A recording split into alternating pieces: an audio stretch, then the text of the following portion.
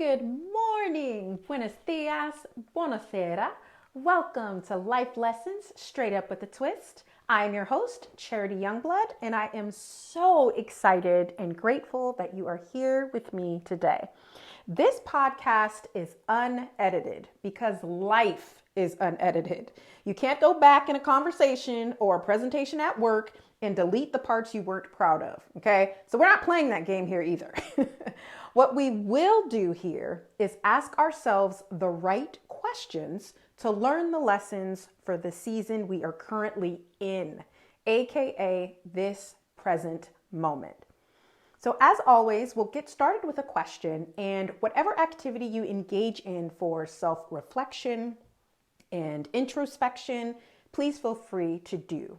So whether that's writing in a journal, recording yourself, saying the questions, and then recording your responses out loud, drawing, etc., do whatever works best for you. So today's first question is, how do I know I'm asking the right question? How do I know I'm asking the right question? So in hindsight, this should have been the first episode. But the whole purpose of this podcast, and actually now I'm glad that I said this was unedited, is these questions are on my heart, and I record either what someone in my wisdom collective has said is something they're struggling with, something I personally am struggling with that I know will resonate with other people. But sometimes we forget when, for example, my gift is asking the right questions. I just do. It's not something that I was taught. It's not something that's just something that I'm able to do naturally. And so I think it kind of, flew out of my mind to even consider, oh yeah, that's right. You probably want to know what differentiates, a right question from a wrong question. So the first way to explore this, and again, this is my example, but definitely explore how you're feeling with this particular example or definition, if you will. The right question is going to provide you with enough information so that you can make the most informed decision possible. So the right question is going to provide you with enough information, enough data, so that you can make the most informed decision possible. Okay? So I don't particularly like to do this, but I can't think of another way to do it at this moment. So this is what I'm going to use. Sometimes we'll have a question like, a perfect one for December and January: should I leave my job? Should I leave this relationship? Is this relationship working? What goals should I set? All of those are, with the exception of the goals questions, all of those are yes, no, right? They're short answer. They don't provide you with information. So if you think about the qualifications for a right question, the right question is going to allow you to dig, right? It's going to allow you to explore. So if we go back to the should I leave my job? First of all, I am not a fan personally of the word should. I think that already is a red flag. But let's just say, we're all learning here, right? So let's just say, okay, this is the question that I would ask myself: should I leave my job? A way to reframe that to make it an exploration or an opportunity for exploration would be something along the lines of, what does my job represent for me? So what does my job represent for me? That's going to get you exploring. Another option would be, what are some of the aspects of my job that I enjoy? Another example for exploration could be, what does my job allow me to do? How does my job support my current lifestyle, etc.? So you see how those types of questions are opportunities for exploration. It's not just a yes, a no, or like a quick answer. We actually have to dig into those questions. So another example, especially in the personal growth, field or industry, if you will, is, morning routines. So let's say you're trying a new morning routine or a new evening routine. It doesn't really matter what time. You're trying a new routine. And maybe the question you ask yourself is why isn't this routine working for me?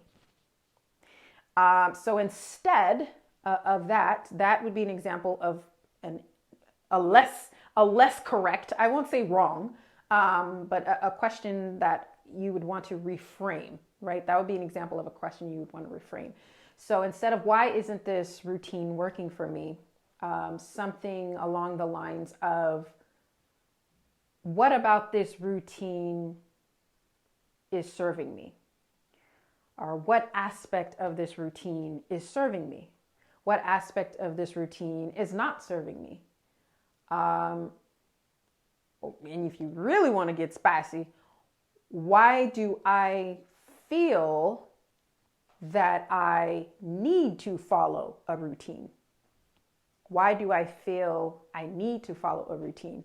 So a lot of times we have so many resources, especially in personal growth, self-development, whatever word resonates with you. We have so many resources. And one thing that's really lacking is the filter through us, right? So we see a resource. I'll go back to the morning routine because I actually get this a lot. I wake up, right now I actually wake up at 3 a.m. because I'm working on an East Coast contract. But typically I wake up at 4 a.m. and I go to sleep around 8 p.m. I have 3 hours in the morning to myself to read, to basically decide how I want to feel, and then engage in the activities that are going to elicit those emotions, right? So I'm honor my body with movement, all these things. And then I go to sleep at 8 p.m. I wind down usually around 5:30, 6 p.m. So those are very specific times, and there really is no wiggle room. I'm very, very firm on those times, right? So a lot of times people will say, oh my God, I could never wake up that early, or I could never go to sleep that early. Why do you think you need to, right? So those are the types of questions when we're looking at these resources. If we hear about someone else's routine, I'm using air quotes, routine, it's our job to put that filter on and look at ourselves and say, okay, is what I'm currently doing working, right? Because one of the biggest lessons with personal growth is figuring out the areas of our lives for us as individuals, right? Figuring out those areas that we want to improve. Not letting what society or, personal growth guru number one says we should change.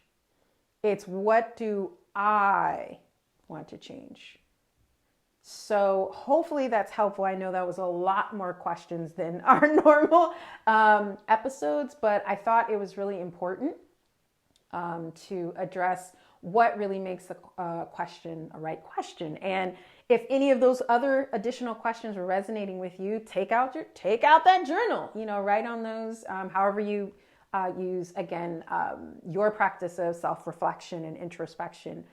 Definitely dig into those as well. So thank you, as always, for listening. I really, really enjoy having this podcast, and I really hope those questions were helpful for you. If it was, and you're enjoying what you're hearing, and this is helping you along your personal growth journey, please leave a rating or a review wherever you're listening. And I know I can't see you, and you can't see me, but I am smiling the biggest smile and so grateful that you were here with me today. So until next time, take care.